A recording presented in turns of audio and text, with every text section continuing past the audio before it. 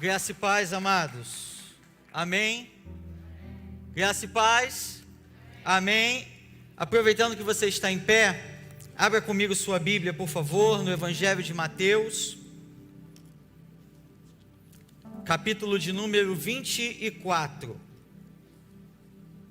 Evangelho de Mateus, capítulo de número 24. Nós vamos ler vamos ler apenas o verso 14.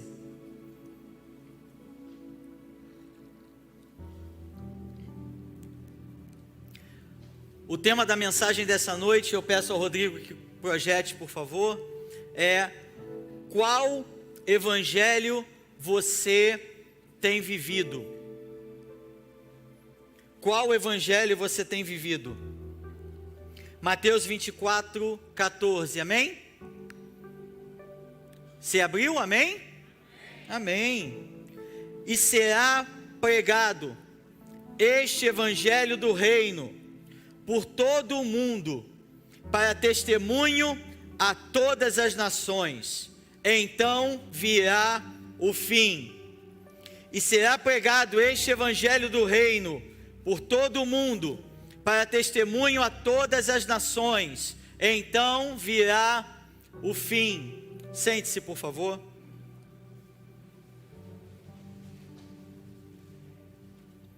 Nós temos ouvido nos últimos tempos, nos últimos anos, verdadeiras deturpações do Evangelho. Nós temos ouvido a teologia da prosperidade dizendo: venha, que todos os seus problemas serão resolvidos. Nós temos visto a teologia da prosperidade dizendo que se você não tem uma conta bancária gorda, ou se você não tem muitos bens, ou se você está doente, é porque das duas uma: ou você não tem fé, ou você está em pecado. Nós temos visto também teologias que negam a graça. Pessoas que dizem que se nós trabalharmos muito e fizermos muitas coisas, Deus vai nos amar mais. E a teologia da graça, o Evangelho diz que não há nada que eu possa fazer para que Deus me ame mais, mas também não há nada que eu deixe de fazer para que Deus me ame menos. O amor de Deus por nós é incondicional. E ainda nós temos visto nos últimos anos a chamada teologia do coach, que tem colocado o homem no centro, que tem colocado Deus a serviço do homem, em que se você fizer muitas coisas, se você começar a imaginar, se você tiver perseverança, todos os seus sonhos vão se realizar. Tudo aquilo que você deseja, Deus vai fazer. O homem virou o centro, e Deus apenas um Deus a serviço do homem. Mas o Evangelho do Reino diz: arrependei-vos, porque é chegado o reino de Deus. A pregação que nós temos visto são nada mais nada menos que pregações rasas. E pregações rasas geram conversões rasas. É por isso que nós vemos tantos que um dia estão aqui, mas por alguma decepção ou por alguma promessa que lhe foi feita e que Deus não o fez, e sim o homem, e essa promessa não se cumpriu, essa pessoa se decepcionou e não está mais aqui. Veja, Deus não tem compromisso com palavra de homem, Deus tem compromisso com a sua palavra. Jeremias 1,12 diz: eu, o Senhor, velo sobre a minha palavra para a cumprir. Mateus 24:35 diz: passarão os céus e a terra, mas as minhas palavras não vão passar. Malaquias 3,6 diz: eu, o Senhor, não mudo. Hebreus 13,8 diz: Jesus Cristo é o mesmo hoje, ontem e o será eternamente. Mas há pessoas que não se firmam na palavra de Deus, firmam-se na palavra de homens. São levados por doutrinas humanas. Pregações rasas geram clientes e não discípulos. E nós temos visto muito isso. Temos visto crentes, ministro Leonardo, crentes mimados. Verdadeiros crentes mimados. Quando nós olhamos para a palavra, lá no Evangelho de João, capítulo 6, depois da primeira multiplicação de pães e peixes, Jesus faz um discurso duro. E a Bíblia diz no versículo 60, que muitos dos discípulos se afastaram dele, dizendo: duro é este discurso, quem poderá suportá-los? Mas quando Jesus vê aquele monte de discípulos indo embora, ele, em vez de fazer como os muitos fazem hoje, adaptar a sua pregação ao gosto do freguês, adaptar a sua palavra ao gosto do público, ele olha para os 12 e diz: vocês também não estão a fim de ir embora, não? Porque Jesus não se preocupa com números, Jesus se preocupa com corações rendidos à sua palavra, arrependidos e rendidos ao Evangelho. E Pedro toma a palavra e diz: Senhor, para quem nós iremos? Só tu tens as palavras de vida eterna. E Jesus diz: eu não vos escolhi os 12, um de vós é o diabo. Você imagina um pregador falando isso hoje? O pregador diria: um ainda tem o coração duro, um ainda precisa se converter, um ainda é crente menino, ainda está na carne, mas Jesus não tem meias palavras. Você não vê no Evangelho Jesus implorando ninguém para segui-lo. Você não vê no Evangelho Jesus preocupado com resultados, preocupado com números, preocupado com a arrecadação. Jesus não está levado pela numerolatria que nós vivemos hoje, em que números são exaltados e a qualidade do ministério é dada pelos números que ele alcança. Mas quando nós falamos de Evangelho do Reino, nós pensamos em um rei. E a Bíblia em momento nenhum diz que eu tenho que confessar e receber Jesus como meu Salvador. Não. O Evangelho do Reino diz, lá em Romanos capítulo 10, versos 9 e 10, esta é a palavra da fé que pregamos, a saber, se com a tua boca confessares a Jesus como Senhor, e em teu coração credes que Deus o ressuscitou dentre os mortos, serás salvo. Eu preciso receber, e receber no grego, ministro Leonardo, é aceitar alguém como ele diz que é. Eu preciso receber, aceitar Cristo como ele verdadeiramente é, e não as minhas suposições que faço acerca dele. E ele é o Senhor, no grego Kyrios, que significa dono. Então eu tenho que receber Cristo como ele é, dono da minha vida. É por isso que Jesus fala para Nicodemos, lá em João capítulo 3, quando Nicodemos vai de noite diante de Jesus e diz: mestre, sabemos que tu és mestre nascido de Deus, vindo de Deus, porque ninguém pode fazer as obras que tu fazes, se Deus não for com ele. Para Nicodemos, o padrão para saber se alguém vinha de Deus ou não, era o que essa pessoa fazia. Só que Jesus diz: não, Nicodemos, em verdade vos digo, se você não nascer de novo, você não pode ver o reino de Deus.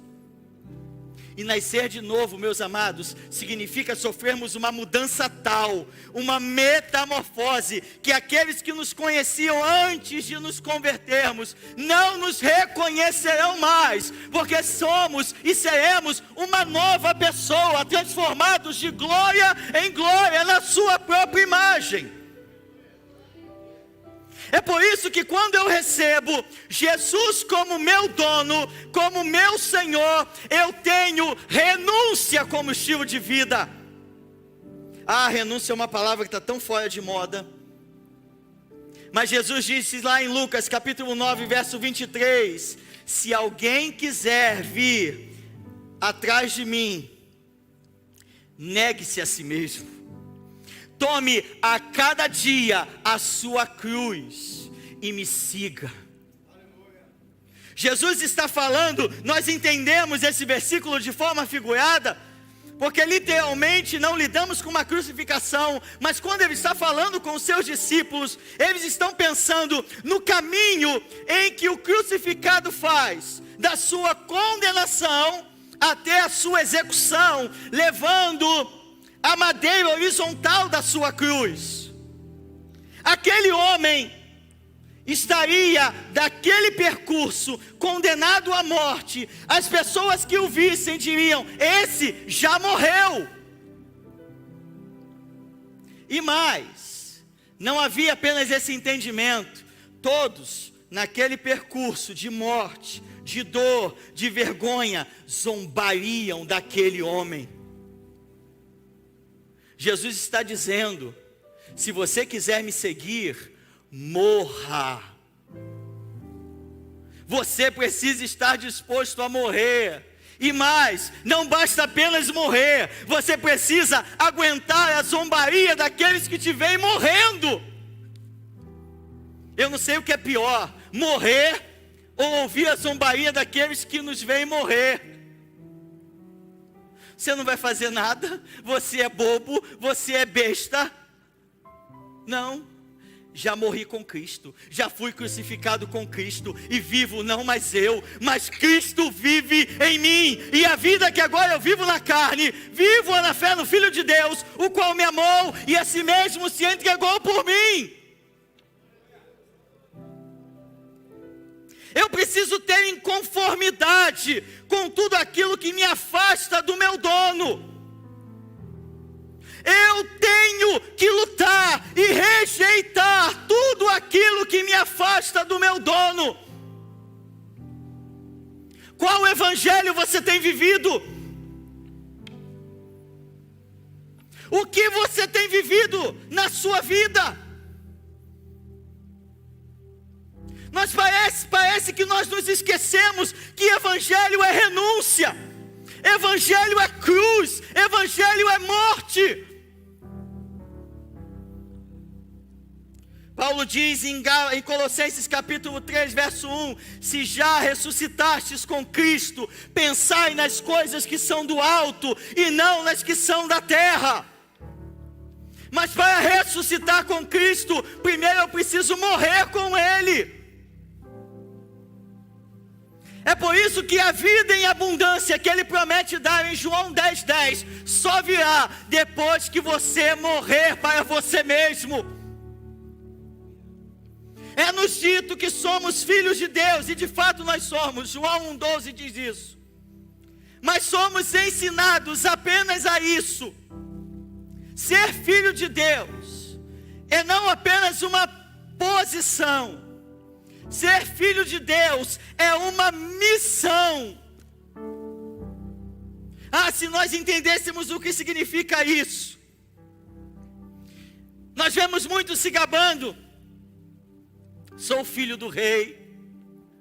Sou príncipe do Senhor porque sou filho do rei. Ser filho de Deus não tem a ver apenas com posição, mas tem a ver com uma missão. Jesus, lá em João capítulo 20, versículo 21, disse: assim como o Pai me enviou, eu também vos envio. E no grego é justamente como. Assim como, é justamente como, exatamente como. E João 14:12 é o versículo que mais me confronta na Bíblia, quando ele diz: aquele que crê em mim fará estas obras que eu faço, e fará maiores do que estas, porque eu vou para o Pai.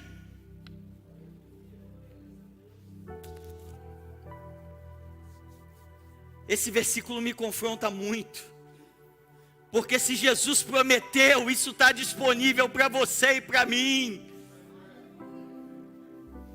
Porque se Jesus disse, isso não é conto da carochinha, isso não é uma história para inglês ver.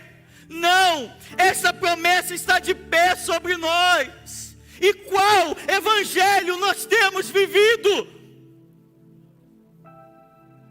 Temos vivido um evangelho de conformismo,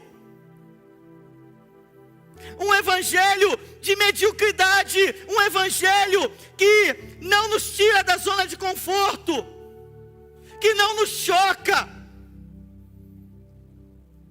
John Stott diz que Deus não é apenas uma ideia reconfortante, Deus é tremendamente perturbador. O Evangelho de Cristo deveria nos perturbar. O Evangelho de Cristo deveria não nos deixar dormir. Quando olhamos para a palavra, olhamos para a nossa vida, nós devemos pensar: algo está errado. Somos chamados para manifestar o caráter e as atitudes de Jesus. 1 João capítulo 2, verso 6 diz que aquele que diz estar nele deve andar como ele andou. Mateus 9,35 diz como Jesus andava de aldeia em aldeia, de cidade em cidade, ensinando nas sinagogas, pregando o evangelho do reino e curando os doentes. Mateus 12:28, Jesus diz: se eu expulso demônios pelo dedo de Deus, a vós é chegado o reino de Deus.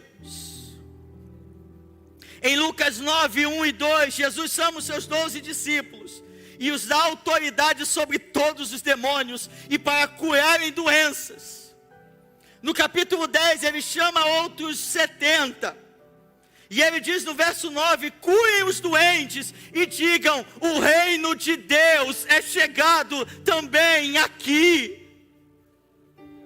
E quando aqueles 70 voltam, eles dizem: Senhor, até os demônios se nos submetem pelo seu nome. E Jesus diz: eu vi a Satanás caindo como um relâmpago do céu.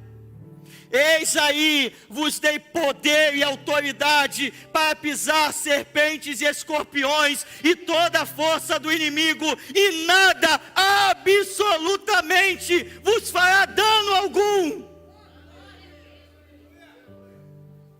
Nada vos fará dano algum. Você deixa de ser um necessitado e passa a ser um cidadão do reino. Você deixa de ir atrás de campanha em campanha. Nada contra a campanha. Mas você deixa de ir atrás de irmã de oração em irmã de oração, para te revelar aquilo que Deus deveria falar com você. Você deixa de ser um mendigo espiritual, esperando qualquer migalha do outro, e recebe direto do teu Pai. Mas um cidadão do reino manifesta o reino. Você pode dizer isso comigo? Um cidadão do reino manifesta o reino. E como o reino é manifesto em Marcos capítulo 16, a partir do verso 15, Jesus diz: ide por todo o mundo, pregai o evangelho a toda criatura. Quem crê e for batizado será salvo, mas quem não crê já está condenado. E estes sinais acompanharão aqueles que creem. Deixa eu te fazer uma pergunta. Quem crê? Quem crê? Quem crê? Mas quem crê mesmo? Não, levanta a mão, levanta a mão. Estes sinais acompanharão aqueles que creem. Então diga, acompanharão a mim. Diga isso, acompanharão a mim. Acompanharão a mim. Em meu nome expulsarão demônios. Falarão em novas línguas. Se beberem alguma coisa mortífera, não lhes fará dano algum. Pegarão em serpentes. E se impuserem as mãos sobre os enfermos, eles serão curados. Você é um cidadão do reino. Então por onde você for, o reino precisa ser manifesto através da tua vida. Então amanhã, quando você chegar no seu trabalho, você vai dizer: o reino de Deus é chegado aqui, porque um cidadão do reino chegou aqui. Paulo diz em 2 Coríntios 5 que nós somos embaixadores de Deus. A embaixada dos países ficam nas capitais dos outros países. E se nós formos lá em Brasília agora, na embaixada de qualquer país, por exemplo, Estados Unidos, a embaixada está no Brasil, mas naquele território, o que vale é a lei americana. Quando você diz, o reino de Deus é chegado aqui, você está dizendo que no seu domínio, no território que Deus te dá, o que vale não são as leis do mundo, o que vale são as leis do reino. E o reino de Deus, conforme Romanos 14:17 diz, é justiça, é paz e é alegria no Espírito Santo. Talvez você clame e reclame de injustiça, é porque você ainda não manifestou o reino aonde você vai. É porque você ainda não manifestou o reino aonde você estiver. Então você vai chegar em casa hoje e você vai dizer: o reino de Deus é chegado aqui. Porque nessa noite você vai entender que você não é um necessitado. Você é cidadão do reino. Você é cidadão do reino. Passa, Rodrigo, por favor. Agora, como devo pregar o evangelho do reino? Como? Se eu sou chamado para ser sucessor de Jesus, eu devo pregar o evangelho da mesma forma que ele pregou. E sabe como Jesus pregou? Jesus era cheio do Espírito Santo. Ele era completamente cheio do Espírito Santo. Lucas 4:1 diz que Jesus, cheio do Espírito Santo, foi levado ao deserto por esse mesmo Espírito, para ser tentado pelo diabo. Em Lucas 4:14 diz, Jesus, no poder do Espírito, voltou para a Galileia, e a sua fama correu por toda aquela região. Lucas 4:18 e 19, Jesus está na sinagoga em Nazaré, na sua cidade natal. Ele entrega o rolo do livro do profeta Isaías, e ele diz: o Espírito do Senhor está sobre mim. E ele fecha o rolo e diz: hoje se cumpriu essa palavra entre vós. Os resultados do ministério de Jesus só vieram porque ele era cheio do Espírito. E nisso a igreja tem errado, e muito, porque não prega o evangelho do reino. E não prega o evangelho do reino porque não vive sob o poder do Espírito. Agora, uma igreja cheia do Espírito, ela é constituída por pessoas cheias do Espírito. 1 Coríntios 2, 4 e 5, Paulo diz: a minha palavra entre vós não consistiu em palavras persuasivas de sabedoria humana, mas em demonstração de espírito e de poder, para que a vossa fé não se apoiasse em sabedoria humana, mas no poder de Deus. Você sabe por que nós temos 40 milhões de evangélicos dentro da instituição religiosa e 40 milhões fora? Porque se converteram em palavras de sabedoria humana, em palavras humanas, mas não se converteram sob o poder do Espírito, sob uma palavra cheia do Espírito. Paulo diz em 1 Coríntios 4, do 18 ao 20, há alguns entre vós que estão orgulhosos, ensoberbecidos, como se eu não fosse estar com vocês. Eu irei, se Deus quiser, e eu verei, não a sabedoria dos orgulhosos, mas o poder, porque o reino de Deus não consiste em palavras, mas em poder. O reino de Deus consiste em poder. Mas sabe o que é mais lindo disso tudo, meu irmão, minha irmã? É que o poder do Espírito, o mesmo poder que habilitou Jesus, o mesmo poder que habilitou os apóstolos, o mesmo poder que habilitou a igreja primitiva, habilita você e a mim hoje. Abra comigo, por favor, em Efésios, capítulo 1.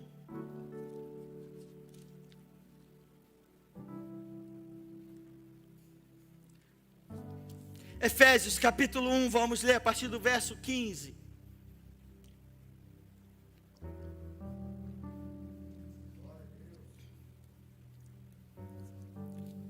Por isso também eu, tendo ouvido a respeito da fé que vocês têm no Senhor, e do amor para com todos os santos, não cesso de dar graças por vocês, mencionando-os nas minhas orações. Peço ao Deus de nosso Senhor Jesus Cristo, o Pai da glória, que conceda a vocês espírito de sabedoria e de revelação, no pleno conhecimento dEle. Peço que Ele ilumine os olhos do coração de vocês, para que saibam qual é a esperança da vocação de vocês, qual é a riqueza da glória da sua herança nos santos, e qual é a suprema grandeza do seu poder sobre nós, os que cremos, segundo a eficácia da força do seu poder. Paulo está orando para os efésios entenderem, compreenderem qual é a suprema grandeza do seu poder sobre nós. Verso 20 ele diz: Ele exerceu esse poder em Cristo, ressuscitando-o dentre os mortos, fazendo-o sentar à sua direita nas regiões celestiais. O mesmo poder, Paulo está dizendo isso, que o mesmo poder que ressuscitou a Jesus dentre os mortos, habita dentro de você e dentro de mim. Mas Paulo vai dizer lá em 1 Coríntios capítulo 6, que o nosso corpo, o seu corpo, é templo do Espírito Santo. Agora, templo no grego é naos. Naos não é o lugar da habitação apenas. Naos é o lugar da manifestação da divindade. Você não é apenas o lugar da habitação do poder de Deus. Você é o lugar da manifestação do poder de Deus. É por isso que nós vemos um jargão no meio evangélico. Você já ouviu? Não olha para mim não, olha para Jesus. Já ouviu isso? Já ouviu isso? Já. Se o mundo não vir Jesus em nós, vai ver em quem? Se o mundo olhar para nós e não vir Jesus, vai ver em quem? Então nós devemos fazer como Pedro. Lembra de Pedro? Lá em Atos capítulo de número 3. Quando ele e João estão entrando na porta formosa do templo. E há um coxo de nascença ali. E aquele coxo pede uma esmola. E Pedro diz: olha para nós. Eu não tenho prata, eu não tenho ouro, mas o que eu tenho, isso eu te dou, em nome de Jesus o Nazareno. Levanta e anda. Quando aquele homem se levanta e entra no templo, pulando, saltando, glorificando, a multidão aflui a Pedro e João, e ele diz: não olhem para nós, achando que pelo nosso próprio poder e santidade, nós fizemos esse homem andar. Não, esse homem está em pé, pela fé que há no nome de Jesus. É disso que nós precisamos hoje. Antes do milagre acontecer, nós temos que dizer: olhe para mim. Mas depois que o milagre acontecer, nós temos que dizer: olhe para Jesus. Mas nós fazemos o contrário. Antes do milagre acontecer, nós dizemos: olhe para Jesus. Mas quando o milagre acontece, nós dizemos: olhe para mim. Acima de todo principado e potestade, poder, domínio e de todo nome que se possa mencionar, não só no presente século, mas também no vindouro, e sujeitou todas as coisas debaixo dos pés de Cristo, para ser o cabeça sobre todas as coisas, e o deu à igreja. A igreja é o seu corpo, a plenitude daquele que a tudo enche em todas as coisas. A manifestação do poder de Deus hoje é através da igreja. Então bata no peito e diga: eu sou a igreja. Eu sou a igreja. Eu sou o lugar da manifestação do poder de Deus hoje. Agora, passe, Rodrigo, por favor. Como eu sei se sou cheio do Espírito Santo? Como saber se eu sou cheio do Espírito Santo? Passe mais um, por favor. Primeiro, o Espírito me leva a mortificar as obras da carne. Romanos 8,13 diz que se vocês andam segundo a carne, vocês caminham para a morte, mas se pelo Espírito, vocês mortificarem as obras do corpo, vocês vão viver. Evangelho, preste atenção nisso, porque isso é muito importante. Evangelho não é vivido quando eu luto. Evangelho é vivido quando eu me rendo à ação, o poder, a virtude do Espírito dentro de mim. Eu preciso entender isso, porque eu não consigo mortificar as obras da minha carne por perseverança, por esforço, mas por rendição ao poder do Espírito. É por isso que Paulo diz em Romanos 8,16 que o Espírito ajuda na nossa fraqueza. Nós precisamos entender isso. Ajudar é trabalhar juntamente com. O Espírito trabalha lado a lado. Sabe quando? Sabe onde? Na sua fraqueza. Sabe por quê? Porque quando eu confesso a minha fraqueza, a força do Espírito vem. Porque eu posso dizer como Paulo: quando eu estou fraco, é aí que eu estou forte. E por que quando eu estou fraco eu estou forte? Porque quando eu digo Espírito eu não tenho forças, a força dele vem. Quando eu digo Espírito, eu não consigo parar de mentir, a verdade do Espírito vem. Espírito, eu não consigo parar de pecar, a santidade do Espírito, que é santo, vem. Quando eu confesso a minha fraqueza, o poder dele vem. Então nessa noite experimente isso. Experimente confessar a sua fraqueza, a sua debilidade. Experimente confessar aquilo que te falta, e o Espírito vai te preencher. Experimente confessar aquilo que está faltando na tua vida. Experimente confessar aquilo que você olha para o lado e diz: eu não tenho condições de fazer. Confesse e o Espírito vai completar tudo aquilo que está faltando na tua vida. Paulo diz em Romanos 8:8: não posso, aqueles que estão na carne não podem agradar a Deus. Ou eu estou na carne e não agrado a Deus, ou eu estou no Espírito e a cada dia sou transformado de glória em glória, na sua própria imagem, pelo Espírito. Segundo, meu tempo está indo embora. Segundo, o Espírito me faz ser parecido com Jesus. Em Gálatas, capítulo 5, a partir do verso 16, a Bíblia fala que andai em Espírito, e vocês não vão cumprir os desejos da carne, da sua natureza pecaminosa, porque a carne luta contra o Espírito, e o Espírito luta contra a carne, para que vocês não façam aquilo que vocês querem. E Paulo fala das obras da carne, da manifestação da carne: prostituição, impureza, lascívia, idolatria, glutonaria.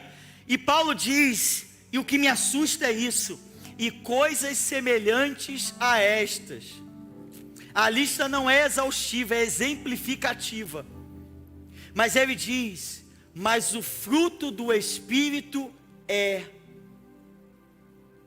Preste atenção nisso, eu já estou terminando. O que é fruto? Pense numa árvore. O que é fruto? Fruto é o resultado da vida da árvore. Você já plantou uma árvore, uma macieira, por exemplo, e foi lá todo dia falar com ela: você tem que dar fruto, você tem que dar fruto, você tem que dar fruto? Alguém faz isso? Não. O que você precisa fazer para aquela árvore dar fruto? Ela precisa estar viva, ela precisa estar saudável, porque naturalmente ela dará fruto. Quando Paulo diz o fruto do Espírito, ele está falando do resultado da vida do Espírito em nós. A vida do Espírito em nós dará como resultado amor, paz, bondade, benignidade, fidelidade, mansidão, temperança, domínio próprio, fé. E Paulo diz: contra essas coisas não há lei. E por que não há lei? Porque ninguém que é cheio de amor consegue ou é capaz de quebrar um dos 613 mandamentos da lei. Porque ninguém que é cheio de domínio próprio quebra um dos 613 mandamentos da lei. Fruto é resultado da vida. Perdão, João 7,38 diz: aqueles que creem em mim, como diz as Escrituras, do seu interior fluirão rios de águas vivas. E João completa no verso 39 dizendo: ele disse isso acerca do Espírito Santo, que haveria de ser derramado, porque o Espírito ainda não tinha sido derramado, pelo fato de Jesus ainda não ter sido glorificado, mas é do seu interior. Diga comigo, no grego é exatamente isso, é do ventre. Do seu interior flui rios de águas vivas. O Espírito quando te enche, o Espírito quando te enche. O profeta Samuel falou para Saul: o Espírito do Senhor se apoderará de ti, e tu te converterás num novo homem. Quando o Espírito te encher, quando o Espírito te encher, ninguém vai te reconhecer. Quando o Espírito te encher, nem você vai se reconhecer. Quando o Espírito te encher, você vai dizer: mas eu nessa situação faria isso, nessa situação eu faria aquilo. E por que tomei essa atitude? Porque estou controlado pelo Espírito, porque estou cheio do Espírito. É por isso que Jesus disse lá em Atos 1:8: mas recebereis poder ao descer sobre vós o Espírito Santo, e sereis minhas testemunhas, tanto em Jerusalém, Judeia e Samaria, até os confins da terra. Testemunha no grego é mártires. Jesus está dizendo: vocês vão receber poder para morrer. Eu preciso de poder para morrer todos os dias. Eu preciso buscar esse poder para morrer todos os dias. Eu preciso buscar esse poder para ser semelhante a Jesus.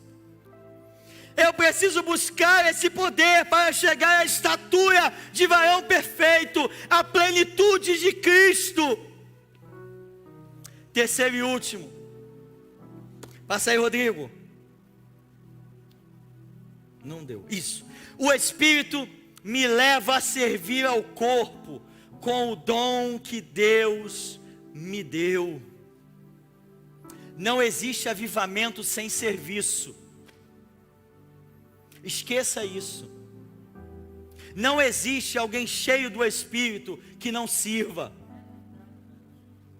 Não existe alguém cheio do Espírito, parecido com Jesus, como ele disse lá em Marcos 10:45, o Filho do Homem não veio para servir, mas para ser servido. Desculpa, não veio para ser servido, mas para servir, agora acertei, e dar a sua vida em resgate de muitos. Mas diz mais: eu preciso servir com o dom que Deus me deu. 1 de Pedro 4:10 diz: sirvam uns aos outros, cada um com o dom que você recebeu de Deus. Porque Deus vai te cobrar aquilo que Ele te deu, e não aquilo que Ele não te deu. Porque no dia do ajuste de contas, como diz lá em Mateus 25, Deus vai te cobrar aquilo que Ele te deu, o dom que Ele te deu, o talento que Ele te deu, e o que você tem feito com isso? Você tem enterrado? Ou como diz em Lucas, você tem guardado num lenço? Deus nessa noite quer falar contigo, aliás está falando contigo, mas Deus quer falar contigo o seguinte agora: aquilo que Ele te deu é para que você eleve ao máximo do potencial. O chamado, a obra, o ministério que Ele tem na tua vida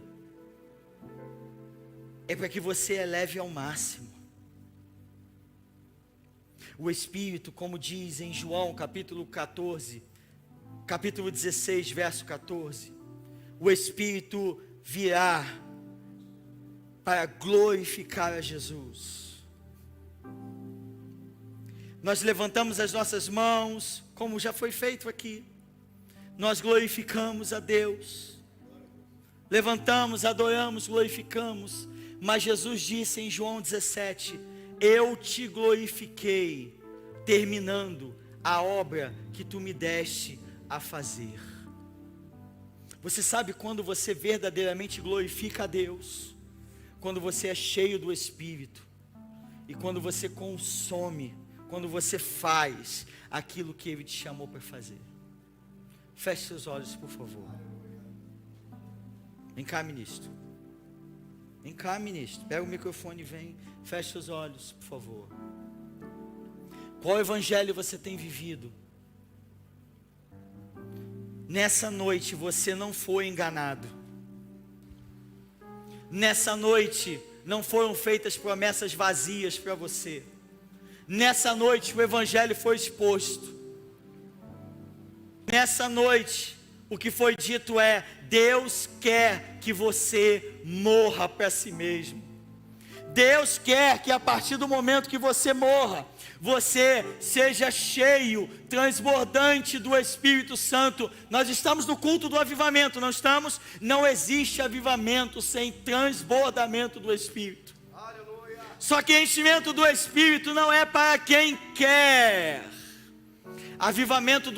Enchimento do Espírito é para quem precisa, é para quem tem necessidade, é para quem diz como salmista: assim como a costa suspira pelas águas, a minha alma tem sede de ti. Avivamento é para aquele que chegar em casa e falar: Senhor, se o Senhor quiser usar alguém em Campo Grande, se o Senhor quiser usar alguém na minha família, eis-me aqui, envia-me a mim. Se você entendeu isso nessa noite, se a palavra falou contigo, coloque-se em pé no seu lugar. Aleluia. Se você diz: eu preciso morrer, eu preciso ser cheio do Espírito, eu preciso manifestar o reino, coloque-se em pé no seu lugar. Coloque-se em pé no seu lugar. E comece por tua conta a fazer uma oração de arrependimento. Aleluia. Arrependei-vos, porque o reino de Deus é chegado até vós. Glória a Deus. Comece por tua conta, não espere a oração do ministro.